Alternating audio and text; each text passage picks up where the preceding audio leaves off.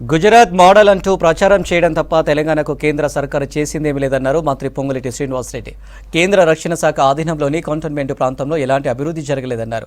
Cantonment Congress అభ్యర్థి శ్రీ గణేష్ కు మద్దతుగా సికింద్రాబాద్లో ప్రచారం నిర్వహించారు మంత్రి పొంగులేటి శ్రీనివాసరెడ్డి.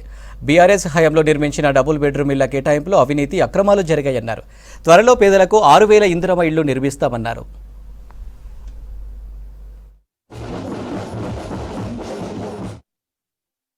కేంద్రంలో 2 పర్యాయాలు 10 సంవత్సరాలు అధికారంలో ఉన్న బీజేపీ పార్టీ ఈ కంటోన్మెంట్ ప్రాంతానికి ఏమి చేసింది అని తప్పకుండా ఓటుకి అడగటానికి వచ్చినప్పుడు మీరు అడగాల్సిన అవసరం ఉంది.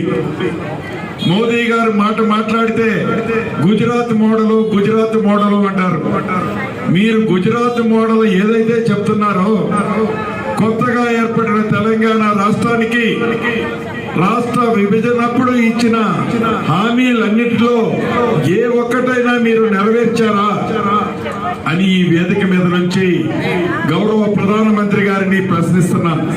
మనం గత 30 సంవత్సరాల నుంచి ఒకటే కుటుంబం ఉన్నది, వారి కుటుంబమే ఉన్నది, వాళ్ళే బాగుపడుతున్నారు. కానీ మన కుటుంబ సభ్యులందరూ కంటోన్మెంట్లో ఉన్న వాళ్ళందరూ 30 సంవత్సరాలు ఏదైతే అవసరాలు ఉందో, ఏదైతే సమస్యలు ఉన్నాయో ఆ సమస్యలు పరిష్కారం కాలే, అవసరాలు అందలేదు.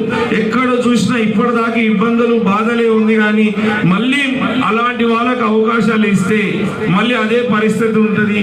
మీరు మార్చాల్సిన అవసరం ఉంది. మనకు అభివృద్ధి కావాలంటే కాంగ్రెస్ ప్రభుత్వం ఉంది, కాంగ్రెస్ పార్టీ గెలిస్తే మీకు ఎన్నో సంవత్సరాల నుంచి ఆశించిన స్కూళ్ళు అందిస్తానని సభాముఖంగా హామీ ఇస్తున్నాను.